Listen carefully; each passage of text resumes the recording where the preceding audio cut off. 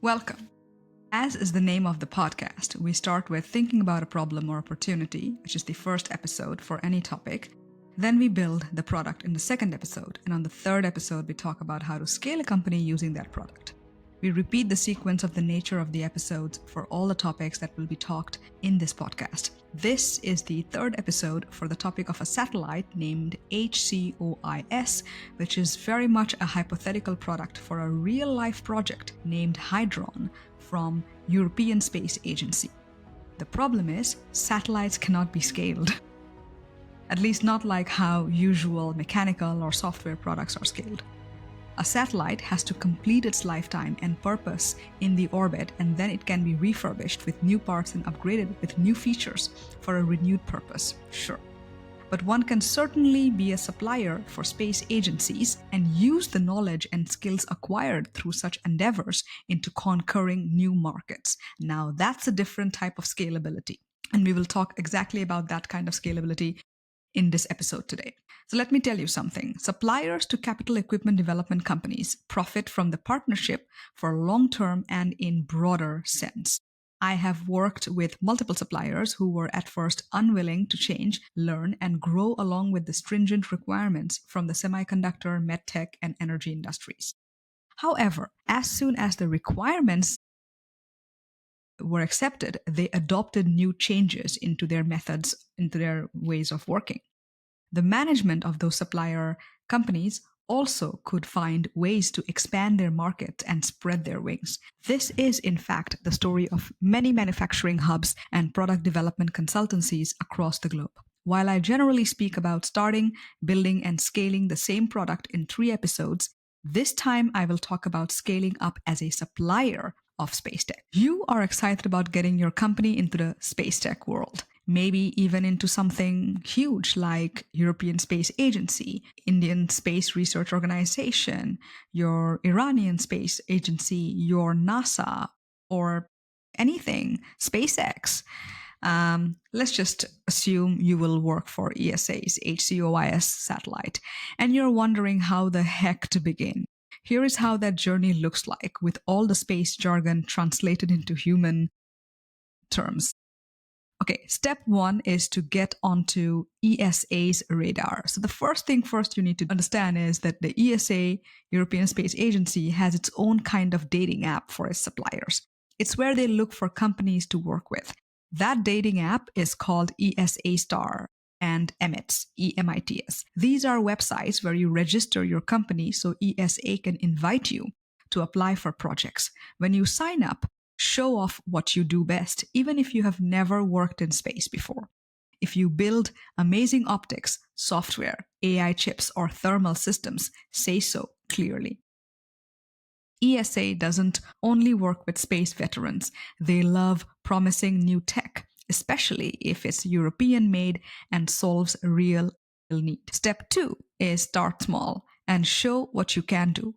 Before ESA hands you a giant satellite project, they would like to test the waters with little experiments. That's where R&D funding programs come in. One of them is called Skylight, which stands for Secure and Laser Communication Technology. This is ESA's way of saying, hey, let's explore how we can use lasers instead of radio to send huge amounts of data in space. No concrete project yet, let's just explore. So think space Wi-Fi, but light speed.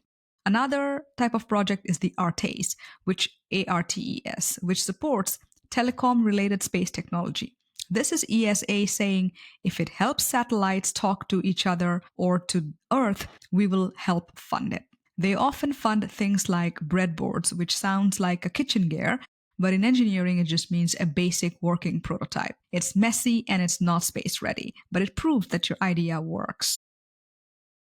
The goal here: show ESA that your stuff works and they will consider you for bigger missions. Step 3. Team up with the big players. If you're a smaller company, don't worry. You don't have to go through it alone. ESA often works through big contractors who run the whole mission, and we call them primes. These primes are always looking for smaller, specialized partners. So pitch your module. Maybe it's a high-speed optical switch or a thermal controller for sensitive lasers, and show them how you can make their satellite better. Think of it like joining a band. You don't have to be the lead singer, but maybe your guitar solo makes the whole album. So, step 4, get some space cred. In space, reputation matters a lot. Actually, it matters the most. ESA wants to know, have you flown anything before? But don't worry, you don't need to start by launching something huge. Here are a few ways companies build credibility. Number 1 would be CubeSats. These are tiny satellites, often the size of a shoebox, great for testing your tech in space without spending millions. Balloon tests. You can also test stuff way up in the atmosphere using high altitude balloons. It's not quite space, but it simulates the cold, the low pressure environment. And of course, the vibrations and the overall disturbances that you find. Thermal vacuum chambers. On Earth, you can test your hardware in labs that recreate space conditions, cold, airless, and harsh. These tests help you reach higher TRLs, which is technology readiness levels, a fancy way of saying how close you are to being ready to fly in space. Step 5 would be to grow from a vendor to trusted partner. Once you have proven that your tech works, and this happens over decades, could even take 2 decades. Once you've proven that your tech works, you can start offering bigger, more strategic value. You're not just selling a product, you're helping design the future. But be careful, be meticulous, be ahead of your time, and always keep in touch with your internal contacts within ESA, because you need to be ahead of their roadmap. So be aware of the publicly available roadmaps and do attend supplier conferences that ESAs attend, to keep relationships with the supplier department, the head of suppliers, supplier management, whatever it is, like keep in touch with them so that you can be ahead, you can be prepared for your pitch, because these things happen through roadmaps, and the roadmap could be for 20 years, 30 years, etc. So you have to be ahead of the game. You have to know what they want to do, what they want to launch by 2035. And already in 2025, you have to start pitching them. You have to start talking about it.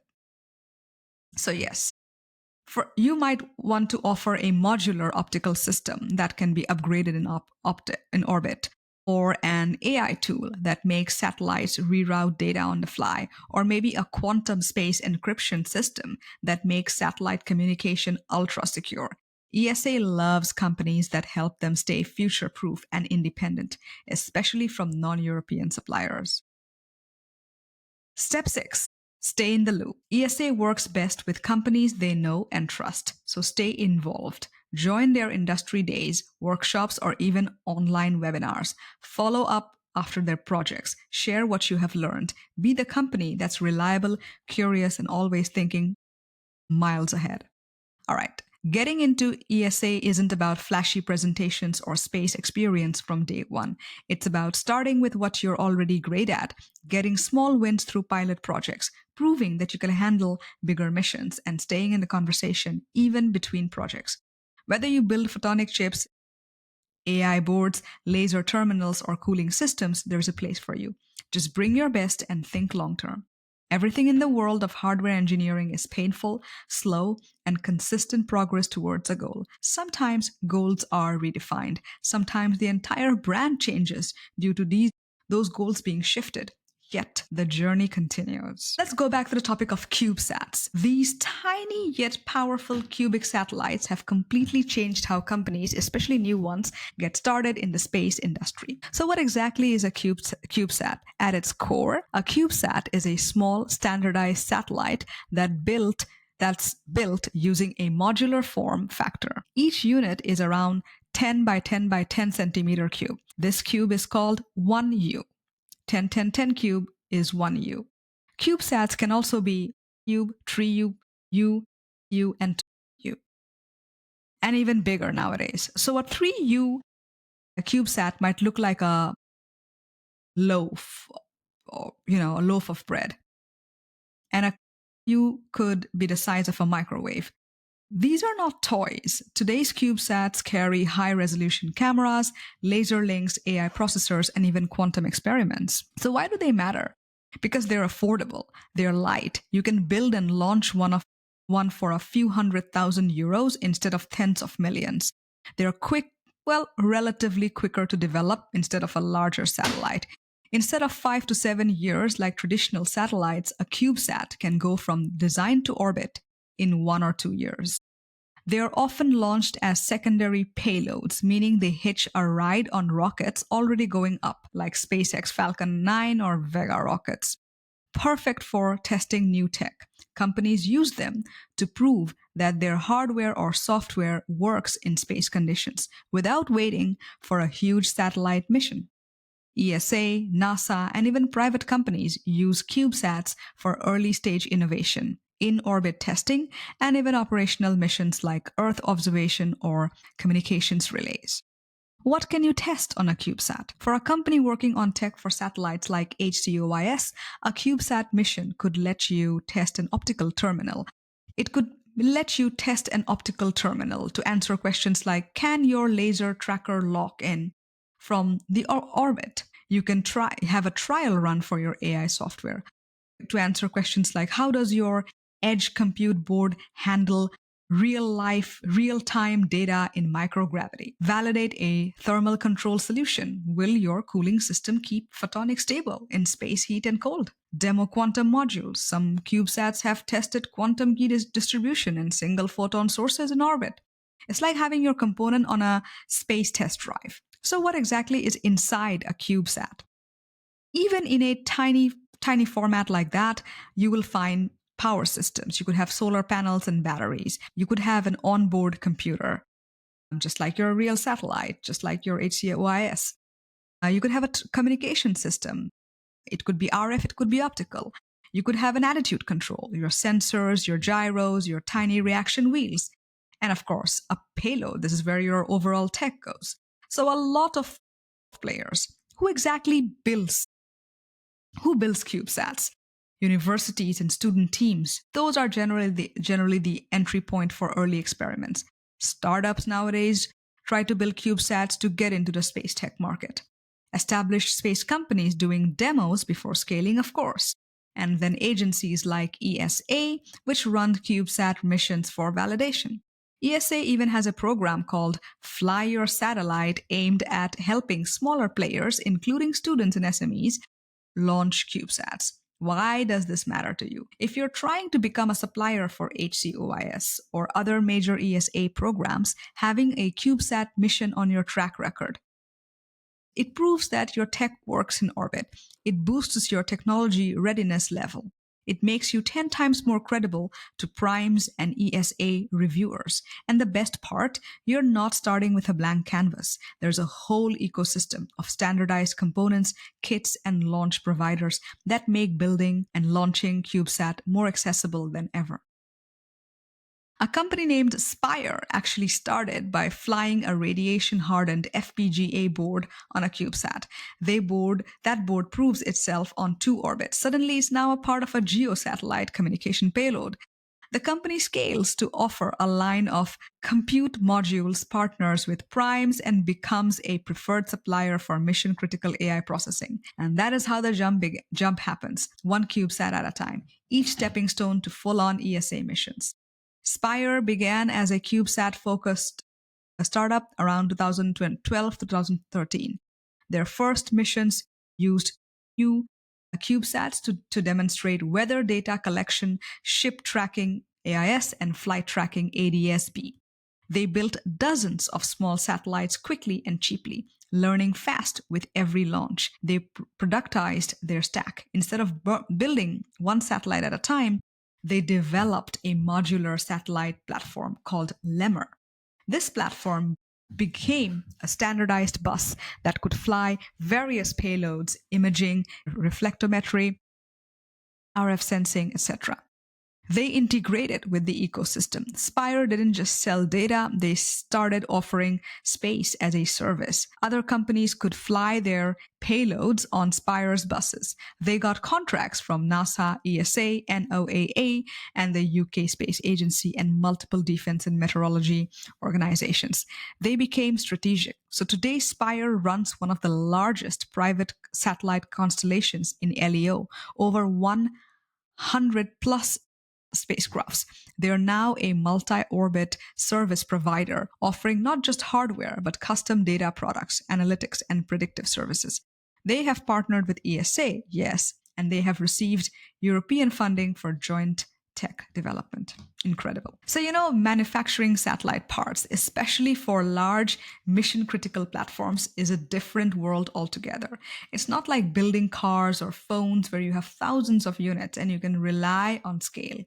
Here, you are often making just one or two of something, and that something has to work perfectly at the first time in the harshest environment imaginable, space. Every component, whether it's a laser mount, a thermal radiator, or an optical bench, needs to be made with extremely tight tolerances.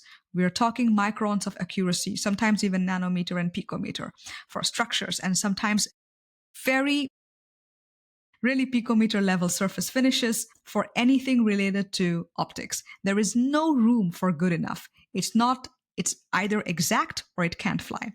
And because you're launching it into space, you also have to factor in vibrations from launch, vacuum conditions, radiation, thermal extremes. We talked about all of this in episode 2. So you can't just use regular materials. You need specialized ones like Invar, CFRP, Zero Dur that won't warp or expand too much at least. And even those, they need to be manufactured and handled in controlled environments. A bit of dust or a fingerprint can ruin a high precision optical surface. That's why much of the work is done in clean rooms, and that to ultra precise, ultra clean ISO 1 clean rooms. What makes it even harder is that you can't really automate most of it. The production volumes are too low just to justify the cost of custom automation or tooling. So a lot of it is hand assembled by specialists, which takes time and introduces a dependency on human skill. Then there is testing. Every single component must go through stress testing, vibration, thermal vacuum, radiation exposure. And if it fails, there is no fixing it. You have to scrape it and start over. Reworking something that precise isn't usually feasible or trusted. And the supply chain is thin. A lot of space-grade parts, especially things like radiation, hardened chips, or flight qualified optics, can take a year or more to arrive. If that supplier goes out of business or is affected by export controls like ITAR, you're stuck. So yeah, even though you're only building a few units, satellite manufacturing is incredibly complex, expensive, and slow because every part has to be nearly perfect, and there is no second chance once it is in orbit. Being a supplier in SpaceTech, it's like earning a badge of honor that other industries deeply respect. It signals a level of precision, reliability, and engineering discipline that few other sectors demand. And once you have proven yourself in space, a lot of doors open up because the requirements of space qualification are tougher than almost any commercial or industrial specs out there. I think semiconductor equipment industry will be the next available choice for you if you look at the stringent requirements. So let me break it down conversationally to you. When you're a space supplier, say you're making optical mounts, specialized adhesives, or thermal interface materials, you're operating under the highest expectations of quality, traceability, and zero defect tolerance. You have shown that you can manufacture under clean room conditions and manage exotic materials, pass environmental stress screenings, and document everything down to the lot number. And that is rare. Now, once you have done that, even if it's just one contract for ESA, NASA, or a prime contractor like Airbus, you have essentially told the world we can handle extreme requirements and we don't compromise on quality. That kind of reputation translates directly into other advanced industries, medtech and surgical robotics. These industries care deeply about precision, sterility, and fail safety. The same thing space demands. If you build optical assemblies for satellites, you're a great candidate for high-end imaging modules or robotic arms used in surgeries. Semiconductor and quantum equipment, as I mentioned earlier. Cryogenic components, vacuum assemblies, ultra-clean surfaces are common to both space and chip quantum fabrications. A company that built laser benches for satellites can easily pivot to optomechanical stages for quantum computers or EUV photonics. EUV photonics hasn't happened yet. It hasn't happened yet. Remember that. But it should soon. Not soon. I would give it another 20 years for EUV photonics, honestly. Okay. Defense and secure communications. Space-grade encryption systems, hardened electronics, or inertial sensors are directly usable in defense platforms, UAVs, and critical infrastructures as well. You can scale into dual-use tech markets with both civilian and military applications, AI hardware, HPC, and edge computing. If you have delivered radiation-hardened FPGAs or edge computing modules for satellites, you're in a great position to serve autonomous vehicles, industrial AI edge systems, or undersea cable monitoring. Anywhere reliability and latency matters. So how do you scale exactly if you're just starting up? Number one, leverage the brand halo. Space qualified supplier becomes part of your brand identity. It's powerful in investor decks, sales pitches, and partnerships. Number two, horizontal diversification. You take the same competencies, example, high precision optics, thermal management, low noise electronics, and apply them across sectors, but with lower regulatory burden and higher volume. Three, attract talent and investment. The space label helps you recruit better engineers, because they want challenge, of course, attract R&D funding, and even win EU grants or defense contracts. When you contribute towards a high regulation industry, you empower yourself for newer markets and eventually uplift the standards for newer markets. Create shared IP platforms. You can design subsystems like thermal enclosures or FPGA boards with modular variations, one for satellites, another for medical robots, and another for quantum testbeds. In short, space is providing a ground. If your tech survives launch, vacuum, and radiation, people trust it to perform anywhere. That credibility is scalable, and smart companies use it to break into other elite, high-margin industries while continuing to serve the space sector. But remember one thing. Space components will be extremely expensive, and you will really have to reduce your prices significantly low for other markets. Remember that. That is why not all of the specifications are needed to be one-on-one with space. Anyway, with this, I say thank you for watching the entire series on satellites. Stay tuned for the next series, Battery Technology. That one is quite the ride to follow and learn from. And by the way, I'm starting another series where I am being interviewed by my husband, who is a medical informatics expert, and by my ex-professor. He was my professor when I was taking my first master's degree. I shall be interviewed by these two people, and I'm also getting some other people to interview me. Why am I getting interviewed? It's because a lot of the topics that I discuss are extremely technical and extremely business-minded. Sometimes my terminologies might be full of abbreviations and full of business terms or technical terms or scientific terms. But when I'm talking to somebody, it just helps to dilute everything into a conversation. So I'm really looking forward to that. All right. Stay tuned, guys. See you in the next series. Have a good day.